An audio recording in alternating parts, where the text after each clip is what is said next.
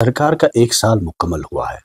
ایک طرف وہ کہہ رہے ہیں کہ جو وعدے ہم نے کیے ہیں وہ ہم آہستہ آہستہ ٹھیک کر رہے ہیں، وفا کر رہے ہیں، لیکن آپ کو کیا لگ رہا ہے، کیا سرکار پوری طرح ناکام ہو چکی ہے اپنے وعدے نبھانے میں، یا آپ کو لگ رہا ہے کہ سرکار جو کہہ رہی ہے اس میں کوئی سچائی ہے؟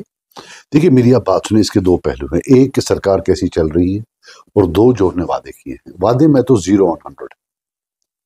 اگر انہوں نے 40 یا 50 یا 100 وعدے کیے، ایک بھی پورا نہیں کر پائے. ایک وعدہ تھا کہ ہم جو اپلیکیشن فیس ہے نوکریوں کا، وہ ہم معاف کر دیں گے. اور اس میں مجھے یاد ہے میں نے ان کے جو سی ایم صاحب ہیں ان کا جو تقریر دیکھا تھا، اس گرم جوشی سے بول رہے تھے، تو مجھے تب لگ رہا تھا کہ کہیں جو اس سال کا فیس ہے گورنر ٹائم کا، وہ یہ کہیں جیب سے نہ دیتے. اب میں نے سوال پوچھا تو 31 کروڑ روپیہ ابھی تک بچوں نے اپلیکیشن فیس بھرا ہے. 31 کروڑ روپیہ مینز 5 سال میں 150 کروڑ روپیہ.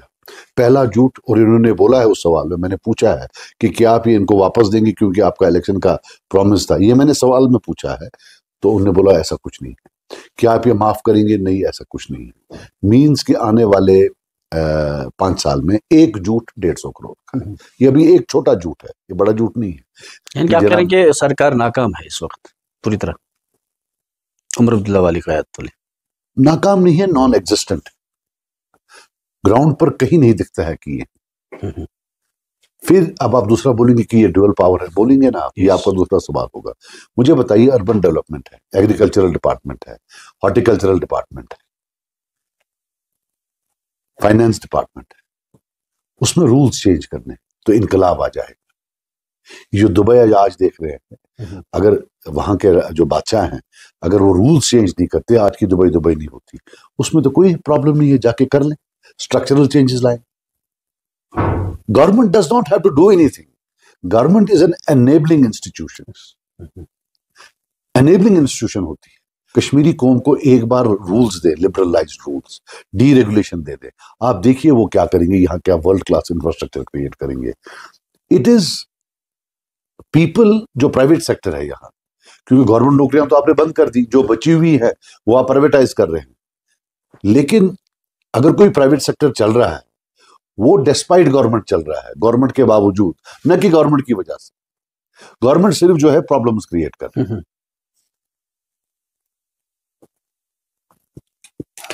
عمر عبداللہ، آپ پہ لگاتار الزام عائد کر رہے ہیں کہ انہوں نے راجیہ سبھا میں ووٹ نہیں ڈالا، انہوں نے انڈائریکٹ بی جے پی کو سپورٹ بھی کیا. اس پہ آپ کا کیا تھوڑا سا رد عمل ہے؟ نہیں، یہ تو اب سب سے شکر ہے میرے اللہ کا کہ میں گیا نہیں. ابھی تو جنہوں نے ووٹ ان کو ڈالے اس پر الزام لگا رہے ہیں. اب جس نے ووٹ نہیں ڈالا اس کی تو بات ہی نہیں ہے. یہ فکسڈ میچ تھا. دلی سے ان کو آیا کہ بھئی دیکھ لو، ایک تو کانگریس کو انکلوڈ نہیں کرنا، اور دوسرا یہ ہے کہ ایک سیٹ ہمیں دے دینا، مطلب بی جے پی کو. اور اس میں ان کو جو کرنا تھا انہوں نے کر دیا. میرا ایک سوال ہے عمر صاحب، اپنا سی ایم صاحب سے، اگر وہ اتنے کانفیڈنٹ تھے کہ وہ 4 سیٹیں جیتیں گے تو سیٹ نمبر 1 یا 2 انہوں نے کانگریس کو کیوں نہیں دی؟ وہ ان کے الائنس پارٹنر ہیں. اور دوسری بات یہ ہے، اگر بی جے پی ہمیں اسٹیٹ ہوڈ نہیں دیتی ہے، اس کے بعد ایک پارٹی بچتی ہے جو ہمیں کبھی اسٹیٹ ہوڈ دے گی، وہ کانگریس ہے. اس کانگریس سے جو کل ہمیں اسٹیٹ ہوڈ دے سکتی ہے. آپ ایک راجیہ سبھا سیٹ کے لیے لڑ پڑے کہ دلی والوں نے بولا تھا لڑ پڑو. یہ دلی کا ڈائریکشن تھا، یہ ایک ٹوٹل فکسڈ میچ تھا. آپ جہاں بولو میں کھڑا ہو کہنے کے لیے تیار ہوں. یہ یہاں جو ان کا ہوتا ہے گورنر صاحب کے ساتھ، یہ بھی فکسڈ میچ ہے. کیا یہ سرکار برابر 5 سال مدت اپنی پوری کرے گی؟ مجھے نہیں پتا ہے تو، لیکن یہ ہے کہ اللہ کرے، میری دعا ہے کہ 5 کے 5 سال کرے. جو میری قوم ہے وہ ایٹ لیسٹ بیدار ہو جائے، کہ ان کو معلوم پڑے کہ جن لوگوں کو یہ غلط فہمی تھی کہ نیشنل کانفرنس دلی کے خلاف لڑے گی، 370 واپس لائے گی، کہ یہ National Conference anti B J P ہے. دیکھو جو سب سے بڑی بات ہے، خیر پہلے میں 5 سال کی بات کرتا ہوں، رہے گی یا نہیں رہے گی مجھے نہیں معلوم ہے، رہے گی یا نہیں رہے گی، لیکن فکسڈ میچ ہے تو رہ بھی سکتا ہے.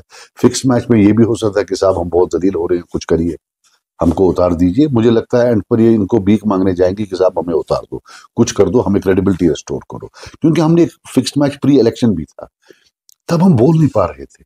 ان نے ایک ڈسکورس کریٹ کیا تھا، اور ہماری عوام جو ہے ان کو یہ بھول جاتا ہے نا، ان کی میموری سپین بہت کم ہے. ان کو بھول جاتا ہے کہ اصل تو پہلا جو الائنس بی جے پی کے ساتھ ہے وہ تو نیشنل کانفرنس کا ہوا ہے.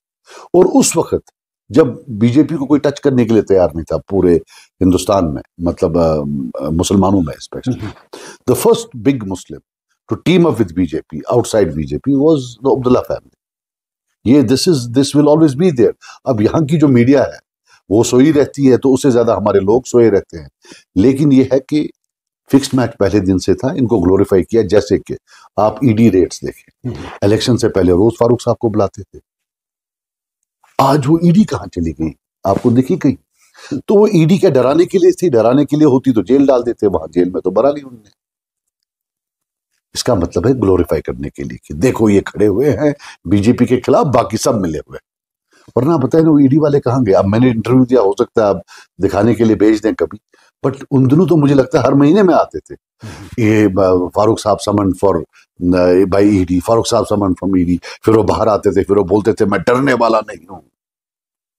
What was that? وہ تو ایک ڈرامہ تھا. اور ہمارے جو لوگ ہیں انفارچونیٹلی وہ دیکھ نہیں پائے حقیقت کیا ہے اور افسانہ کیا ہے. پھر بولتے ہیں ڈیلیمیٹیشن. میرا کیا ڈیلیمیٹیشن سے لینا دینا ہے؟ The first leader who welcome delimitation جب ساری سیٹیں جموں چلی گئی ایک کے بغیر واز ڈاکٹر فاروق عبداللہ. یہ ریکارڈ ہے، میں کوئی جھوٹ نہیں بول رہا ہوں. انہیں یہ بھی ویلکم کیا کہ 5 سیٹیں جموں اور 1 کشمیر. اور میرا رد عمل کیا تھا اس وقت؟ بدتمیزی پر میں اتر آیا مرکز کے خلاف. 1 2 ڈیلیمیٹیشن کا ظلم، الٹا چور کٹوال کو ڈانٹے سے لے کر ہر گناہ جو یہ خود کرتے ہیں اس پر کسی اور پر انگلی ڈالنا، بی جے پی کی گود میں بیٹھنا، باقی سب کو بی جے پی بولنا، یہ اس میں مہارت جو ہے میں ان کا کمپیٹ نہیں کر پاؤں گا، وہ ہمیں ماننا پڑے گا. جھوٹ دے اسپیک کنونسنگلی، ان جیسا کنونسنگ جھوٹ میں کوئی نہیں ہوگا. وہ میں ان کو دے دیتا ہوں. آئی ول گیو دیٹ. اٹھ کے روز قسم کھاتے ہیں، لگتا ہے کہ آج تو سچ نہیں بولوں گا. اور یہ 3 سے 65 دن لگتا ہے سویرے اٹھ کے پہلا کام کرتے ہیں، قسم کھاتے ہیں کہ آج میں سچ نہیں بولوں گا. I am surprise and disappointed. He lies through his teeth. بہت جھوٹ بولتے ہیں. آپ کہہ رہے ہیں کہ عمر عبداللہ کی سیاست جو ہے جھوٹ پہ مبنی ہے. اسی دوران عمر عبداللہ نے کہا کہ اگر مجھے اسٹیٹ ہوڈ واپس نہیں ملتا ہے تو وہ ریزائن کریں گے. آپ اس چیز کو کیسے لے رہے ہیں؟ کیا وہ کب کریں گے؟ نہ تو یار امت شاہ جی ہمیں ٹائم لائن دے رہے ہیں کہ اسٹیٹ ہوڈ کب دیں گے، نہ یہ ٹائم لائن دے رہے ہیں ریزائن کا کب ہے. اب اگر انہیں 5 سال کے بعد جب 3 دن رہے ہوں گے پھر بولے گا میں نے بولا تھا نا میں نے ریزائن کروں گا، لو میں نے، وہ کہاں چلے گا؟ لوگوں کی جان بچائیں، ابھی دے دیں، ان کے لیے بھی اچھا ہوگا. یہ دینے والے بھی ریزائن نہیں دیں گے. ہاں فکسڈ میچ کے حصے میں اگر کچھ ہوا تو تب، ادروائز نہیں. ایک اور بات یہ کہہ رہے ہیں ہمیشہ کہ یہ صرف سجاد صاحب جو ہے صرف نیشنل کانفرنس کو ٹارگٹ بناتے ہیں، پی ڈی پی کے تئیں ان کا نرم لہجہ ہے. ایسی کوئی بات ہے؟